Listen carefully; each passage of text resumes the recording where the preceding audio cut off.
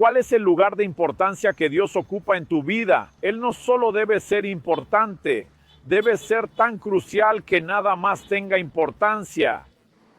Ese es el objetivo al que cada uno de nosotros debe llegar en la relación con Dios. Quédate conmigo y en los próximos minutos hablaremos de eso.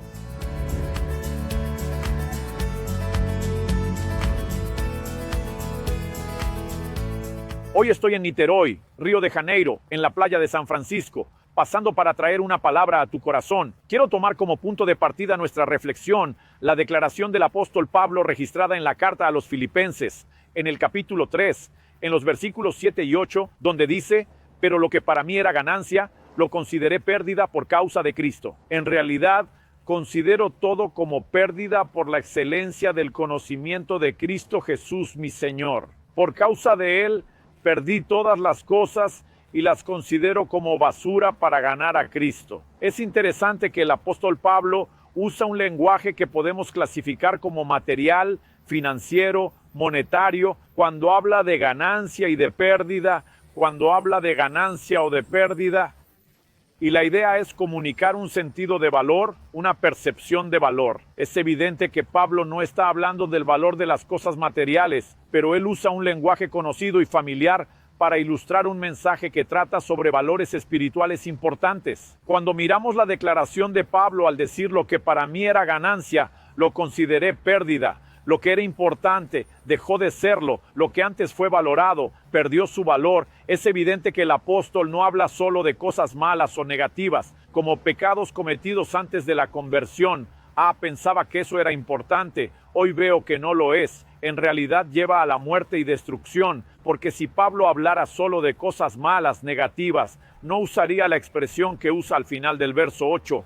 Por él perdí todas las cosas importantes. Entonces Pablo dice que no solo cosas malas, sino también las buenas, no solo ilícitas, sino también lícitas y permitidas. Nada tiene importancia cuando entendemos el lugar de importancia que solo el Señor Jesús debe tener en nuestras vidas y corazones. En febrero de 2008 tuve una experiencia que marcaría el resto de mi vida y mi relación personal con Dios. Fue después de haber decretado que ese año sería el año de la búsqueda, después de haber hecho lo que en ese momento era el mayor ayuno prolongado que había hecho hasta entonces, decidido a entregarme a las disciplinas de la oración y la lectura bíblica, que el Señor habló fuertemente a mi corazón con gran intensidad y fervor, que todo lo que estaba haciendo era solo mejorar la performance de la búsqueda, pero que mi corazón no estaba más interesado en él que antes, como lo había estado previamente, y de repente esta percepción de importancia adquiere una forma completamente diferente. Tú y yo necesitamos entrar en un lugar como el de Pablo, de valorar no la búsqueda por la búsqueda, sino el objeto de nuestra búsqueda, que es el Señor. Él debe tener importancia y valor, porque cuando miramos las Escrituras es evidente que el mensaje de pasión y amor por Él será exigido. En la carta, por ejemplo, al ángel de la iglesia de Éfeso en el Apocalipsis, en el capítulo 2, el Señor reconoce que eran una iglesia de alta performance espiritual. Conozco tus obras, tu labor, tu perseverancia, soportaste las pruebas por mi nombre y no desfalleciste. Mantuviste la fe y la fortaleza, pusiste a prueba a los que dicen ser apóstoles y no lo son, y los hallaste mentirosos. Desde cualquier ángulo que evalúes la iglesia de Éfeso, tenían gran desempeño. Sin embargo, el Señor dice: tengo no obstante contra ti que has abandonado tu primer amor. La performance estratosférica, la pasión, el amor por el Señor estaba por los suelos, completamente olvidado. Y básicamente fue eso lo que Dios empezó a señalarme. No significa que no haya lugar para la performance en nuestra búsqueda, pero debería ser la consecuencia, debería ser el efecto colateral del anhelo por el Señor, de valorar quién es Él, de entender su grandeza. Entonces, si viene en estos términos como una mera consecuencia, está bien, pero cuando se convierte en un sustituto, entonces tenemos algo no solo incorrecto, sino que diría peligroso, engañoso y dañino. Entonces imagina lo siguiente: tengo la responsabilidad como esposo de amar a mi esposa. Es un deber, es una orden bíblica. La palabra de Dios dice en Efesios: maridos, amen a sus mujeres. Es decir, no tengo opción, estoy obligado a amar a mi esposa, y ella lo sabe muy bien. Pero si pienso en nuestros 28 años de casados que hemos compartido hasta ahora, si cada mañana al despertar junto a mi esposa le dijera te amo, y cuando ella sonriera de satisfacción yo dijera ¿qué puedo hacer? No tengo otra opción, ¿verdad? Estoy obligado a amarte y me pregunto si seguiríamos casados, cuál sería la calidad de nuestro matrimonio, porque aunque sea mi deber amarte, ella espera que cumpla con la obligación, no solo por deber, sino por placer. ¿Por qué razón? Si el esposo ama a su esposa solo por obligación, lo único que logrará al final es sentirse orgulloso de sí mismo y de su desempeño, tal vez reprocharle: ni tú ni Dios, nadie puede decir que no te amo, pero está valorándose a sí mismo, su búsqueda, su propio ego, su estatus de ser alguien que cumple con su deber. No está valorando a la otra persona, pero cuando valoramos a la otra parte, aunque haya dedicación, esto no genera ningún motivo de orgullo. Entonces, cuando hablamos de entrar en ese lugar que Pablo alcanzó, es necesario esto, pero para que lleguemos a ese lugar es necesaria la percepción.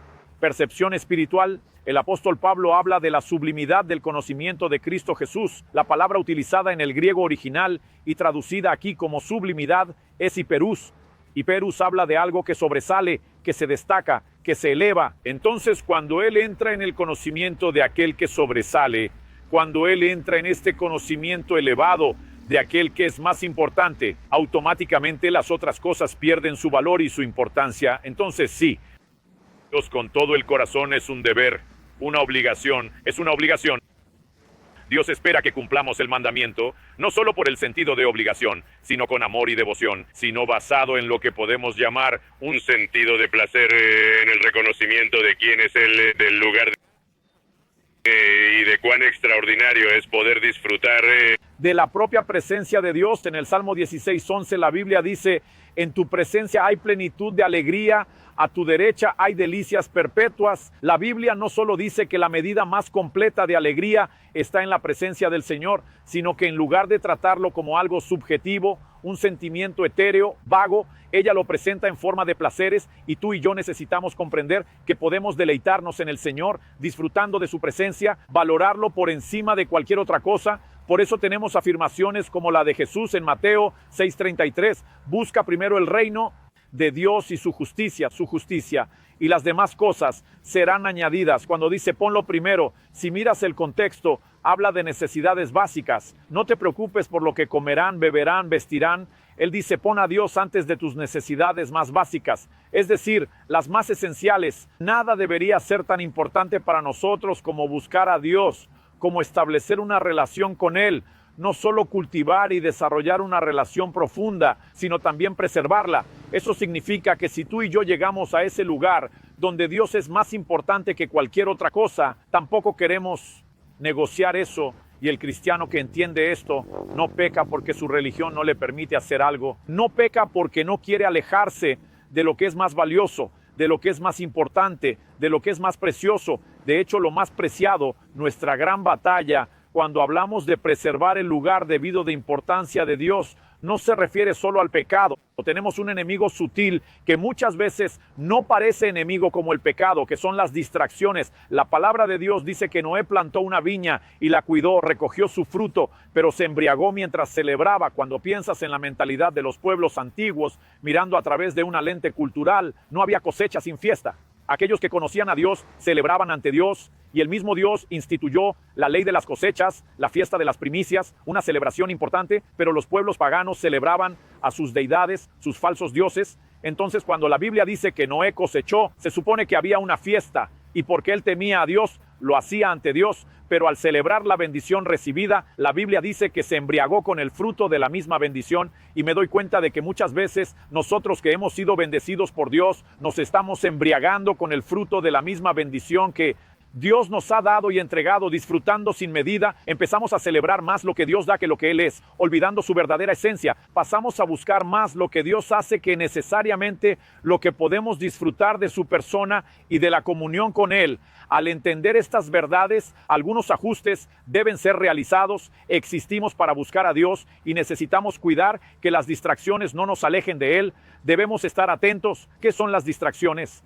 Así como en el ejemplo de la embriaguez, es cuando cosas lícitas, no necesariamente malas, no necesariamente ilícitas, pero cosas lícitas se vuelven tan importantes como nuestro Señor. En Lucas capítulo 14 vemos a Jesús hablando sobre alguien que dio una fiesta, un banquete, y cuando manda llamar a los invitados, ellos empiezan a dar excusas justificándose. compré un campo, necesito ir a verlo, te ruego que me disculpes. Otro dice, compré 5 yuntas de bueyes, necesito examinarlas, por favor, te ruego que me disculpes. Otro dice, me casé, por lo tanto no puedo ir. Cuando miramos todas estas excusas presentadas, justificándose, las cosas en cuestión no son ilícitas, no son pecaminosas ni malas. Todas ellas entrarían en la clasificación de lo que, examinando las promesas bíblicas, nosotros llamaríamos bendición de Dios, cumplimiento de promesa, respuesta a la oración, pero aún así se volvieron tan importantes que la invitación al festín y el banquete en la Biblia habla de comunión, de relación. La invitación al banquete fue despreciada, que tú y yo podamos comprender que más que simplemente dedicarnos a una actuación, podamos entrar en ese lugar de pasión, de amor profundo, que se cultiva por entender la gran importancia de quién es Dios, cuando tú y yo realmente nos dirigimos sinceramente a Dios, porque Él es más importante que cualquier persona o cosa en nuestras vidas. Cuando Él ocupa ese lugar de suma importancia, de gran relevancia, que nada más es importante antes que Él, cuando nada más importa, estamos empezando a entrar en el lugar que Dios espera de nosotros. Puede al principio parecer demasiado exigente por parte de Dios, si piensas que es una necesidad de Él, pero cuando Pablo, predicando en Atenas, dice que Dios no es servido por manos humanas como si necesitara algo, entenderemos que la necesidad nunca fue de Él. Es nuestra. Esto producirá equilibrio en nuestras vidas, producirá una búsqueda y una relación sana con Dios. Entonces tú y yo podemos buscar a Dios y entrar en un estado donde nada más importa, donde no hay nada más importante. Mi sincera oración es que nos adentremos profundamente, sin importar nada más. Ese también es mi anhelo profundo, mi desafío y ánimo sincero para tu corazón.